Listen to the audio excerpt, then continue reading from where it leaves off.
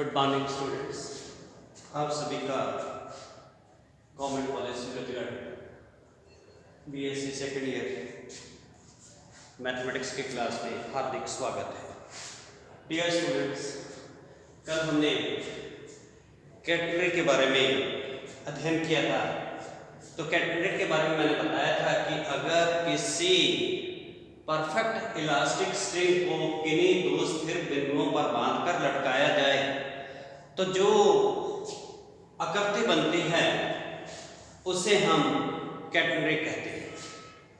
और मैं ये भी कहा था कि ए और बी कोई दो स्थिर बिंदु हैं, इसको लटकाया गया है। जो बिंदु सी है ये शीर्ष बिंदु है। शीर्ष बिंदु पर जो तनाव है वो T0 है। किसी समय कण बिंदु P पर है, P पर तनाव T है। और स्थिर बिंदुओं A और B के बीच की जो दूरी है उसे मैंने कहा था कि ये स्पैन होता है, जिसे विस्तृति कहते हैं। और जो AB की नियता से गहराई है इसे हम सेक या झोल कहते हैं। और x' को हम नियता कहते हैं, डायरेक्ट्रिक्स कहते हैं। तो ये मैंने कल आपको सारा बताया था। और कल हमने कैटेगरी के इक्वेशन फाइंड करते हुए एक तो नेट समीकरण कैलकुलेट की थी कि intrinsic equation of the category is equal to S is equal to C tan psi। और उसके बाद उसी को फर्दर सॉल्व करते हुए आपने कल ये भी लिखा था कि y is equal to C cos hyperbolic x बटा C। ये भी मैंने इक्वेशन ऑफ कैटेगरी कल ड्राइव की थी। लेकिन अपने ये जानते हैं cos हाइपरबोलिक थीटा को क्या लिख सकते हो, e की power theta plus e raise to power minus theta by 2। तो मैंने उस वैल्यू को सब्स्टिट्यूट किया था तो आपके पास आ गया था y is equal to c by 2 e raise to power x upon c plus e की power minus x upon c। तो ये cos hyperbolic x by c की मान रखा था आपने, e की power x by c plus e की power minus x by c upon 2।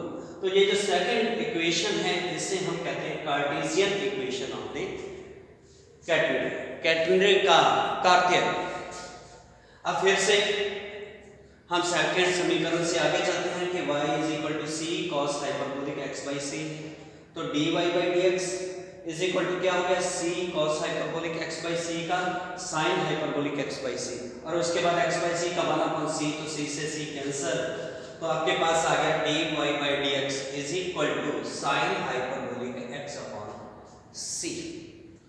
अब अपने पास ये जानते हैं कि dy बाई dx क्या होता है, tan psi होता है, क्योंकि आपने लिखा है s is equal to c tan psi।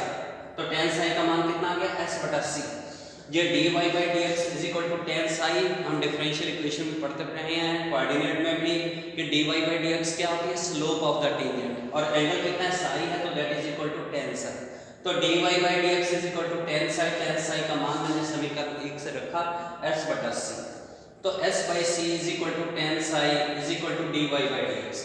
तो dy बाई dx का मान जो आपने ऊपर निकाला है sin हाइपरबोलिक x बटा c, उसे हमने रखा s upon c is equal to sin hyperbolic x upon c। तो यहाँ से आ गया आपके पास value s is equal to c sin hyperbolic x upon c। ये तीसरी समीकरण आ गई इन terms of s and x, category की समीकरण। अब समीकरण 2 में आपने लिखा है y is equal to c cos hyperbolic x बटा c। समीकरण 3 में लिखा है आपने s is equal to c sin hyperbolic x बटा c। तो दोनों का वर्ग करके सब्ट्रैक्ट कर रहा हूं, तो y square minus s square is equal to c square common आ गया। तो बाकी आपके पास बना cos हाइपरबोलिक स्क्वायर x बटा c minus sin hyperbolic square x upon c। और cos hyperbolic square theta minus sin hyperbolic square theta का मान 1 होता है। तो ये बन गया आपके पास y square minus s square is equal to c square into 1, यानी कि y square minus s square is equal to c square और y square is equal to s square plus c square. तो category की equation in terms of s और y भी आपने समीकरण 4 में कैलकुलेट कर लिया। अब फिर से आगे चलते हैं। अब y square is equal to s square plus c square. s का मान कितना है, सी टेंसाइल, उस वैल्यू को मैंने सब्स्टिट्यूट किया तो अपने पास आ गया y square is equal to C square tan square psi plus c square, यानी कि इक्वेशन 4 में समीकरण 1 का प्रयोग किया गया है। तो सी स्क्वायर कॉमन, बाकी क्या रहेगा टेन स्क्वायर साइन प्लस 1 और 1 प्लस टेन स्क्वायर थीटा क्या होता है सेक स्क्वायर थीटा। तो अपने पास बना Y square is equal to C square sec square sine और Y is equal to C sec sine. तो ये आपके पास इक्वेशन 5th आ रहा है। तो अब इक्वेशन 1st और 5th को यूज कर रहा हूं। फर्स्ट में क्या था s is equal to c tan psi, तो 5 में से मैंने c का मान निकाल रहा हूं y अपॉन सेक साइन, तो मैंने s इज इक्वल टू क्या रखा y अपॉन c सेक साइन, समीकरण 5 से निकाला इनटू टेन साइन। तो ये क्या बना आपके पास sec sine 1 upon cos sine, tan sine क्या होता है sine sine upon cos sine, तो cos साइन से cos साइन कैंसिल, तो अपने पास ये बन गया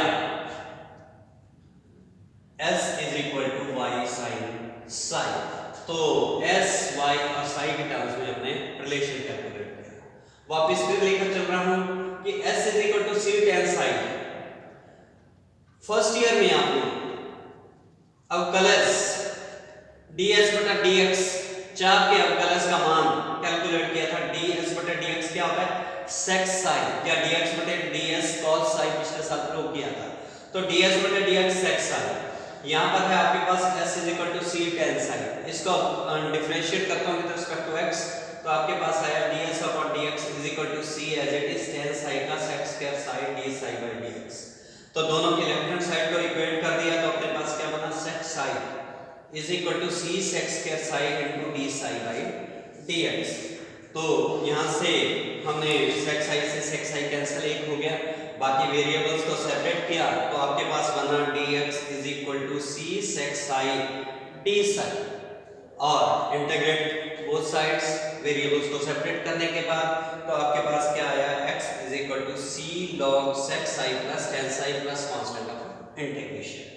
अब शुरू में क्या है initial condition when x is equal to 0, तो कोण का मान कितना है 0 है, साई का मान 0 है क्योंकि जो स्पर्श रेखा है प्रारंभिक रेखा के समानांतर।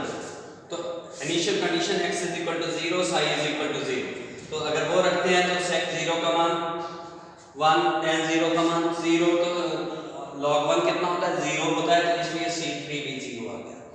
c3 0 आ गया तो अपने पास आ गया x is equal to c log sec psi plus tan psi. एक और इक्वेशन हमने ड्राइव कर दी। अब फिर इस इक्वेशन में समीकरण 1st और 5th को यूज कर रहा हूं, तो x is equal to c log sec psi, sec psi का मान आपने कहां से निकाला है समीकरण 5 y by c, y is equal to c sec psi, तो sec psi is equal to y upon c, और tan साई का मान फर्स्ट समीकरण में s is equal to c tan psi, तो tan psi s upon c, तो x is equal to c log s by c plus y by c। तो यहां से क्या हो गया एलसीएम लेंगे तो x is equal to c log s plus y upon c, c को दूसरी साइड में लेंगे log को भी लेकर जाएंगे तो s plus y upon c is equal to e raise to power x upon c, और y प्लस s is equal to c e raise to power x upon c। तो एक और रिजल्ट हमने कैटेगरी के लिए ड्राइव किया।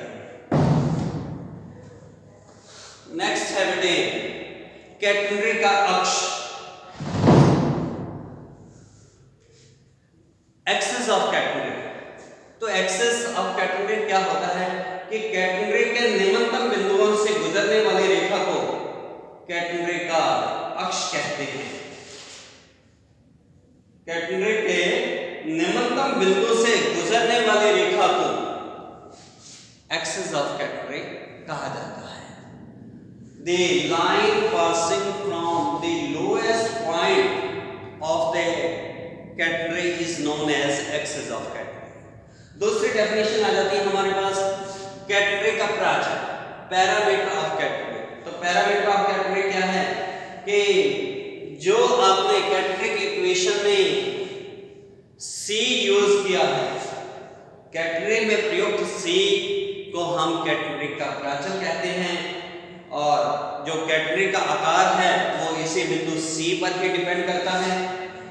यदि दो कैटेगरी के प्राचर समान हो तो उस कैटेगरी को हम समान कैटेगरी कहते हैं। That is the value use c is known as parameter of the category, and the size of the category always depends upon the value c, and if the parameter of two category is same then we call that category as uniform category। अगली चीज आ जाती है हमारे पास category की नियता, directrix of the category. तो category के निम्नतम बिंदु से सी दूरी पर खींची गई रेखा ही कैटेगरी की नियता कहलाती है। कैटेगरी के निम्नतम बिंदु सी से सी गहराई पर जो क्षैतिज रेखा खींची जाती है उस क्षैतिज रेखा को हम कैटेगरी की नियता कहते हैं। That is the line drawn at a depth of c from the lowest point is known as directrix of the category which is along the horizontal line.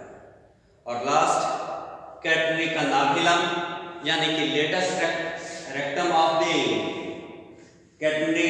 तो अगर आपके पास कैटेगरी की equation x square is equal to 2c into y minus c है तो अपने पास क्या बनेगा कि ये जो कैटेगरी है कैसा कैटेगरी बन रहा है, अपर हैंडेड पैराबोला, क्योंकि अगर y square is equal to 4ax हो तो हम कहते हैं राइट हैंडेड पैराबोला, अगर y square is equal to -4ax हो तो हम कहते हैं लेफ्ट हैंडेड पैराबोला, अगर x square is equal to 4ay हो तो अपर हैंडेड पैराबोला, और अगर x square is equal to -4ay हो तो हम कहते हैं लोअर हैंडेड पैराबोला।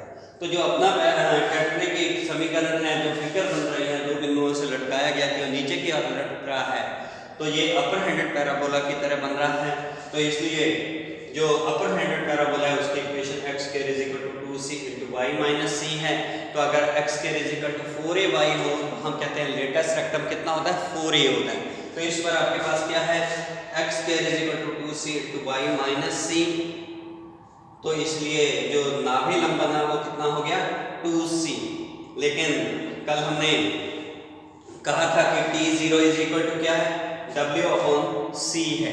तो c लंबाई के डोरे का आपने भार w माना था, तो वहां से t0 इज इक्वल टू आपने w बाई c कैलकुलेट किया था, तो c का मान रखा, तो जो नाभिलंब बन गया 2t0 अपॉन w बन गया। और लास्ट डेफिनेशन कैटेगरी की विस्तृति। तो कैटेगरी की विस्तृति क्या होती है कि यदि कैटेगरी के जो बिंदु हैं ए और बी, वो स्थिर बिंदु जिनके बीच में कैटेगरी को लटकाया गया है या डोरी को लटकाया गया है, इन पॉइंट्स को तो हम कहते हैं निलंबन बिंदु, पॉइंट ऑफ सस्पेंशन। तो जो पॉइंट ऑफ सस्पेंशन के बीच की दूरी है, पॉइंट ऑफ सस्पेंशन ए और बीच की जो ये दूरी है, इस दूरी को हम कहते हैं कैटेगरी की विस्तृति या स्पैन ऑफ द कैटेगरी। तो इसलिए ए और बी हमारे जो स्थिर बिंदु हैं उन्हें मैं फिर से बार बार रिपीट कर रहा हूँ, उन्हें हम निलंबन बिंदु कहते हैं यानी कि पॉइंट ऑफ सस्पेंशन कहते हैं। और पॉइंट ऑफ सस्पेंशन के बीच की जो हॉरिजॉन्टल डिस्टेंस है that is called the span of the category. और लास्ट कैटेगरी का झोल या आनना, सैग ऑफ कैटेगरी। तो कैटेगरी की विस्तृति क्या होती है कि ए बी से शीर्ष सी की जो गहराई है, ये वाला डिस्टेंस वर्टेक्स की ए बी हॉरिजॉन्टल रेखा से ये जो गहराई है that is called sag of the category, या कैटेगरी का झोल या कैटेगरी का आनना। तो इस प्रकार से ये कैटेगरी की इक्वेशंस, उसकी सारी डेफिनेशंस पूरी होती हैं। कल इनके ऊपर बेस्ड हम कुछ और प्रॉब्लम्स सॉल्व करेंगे, कुछ न्यूमेरिकल्स करेंगे। Thank you very much, good day.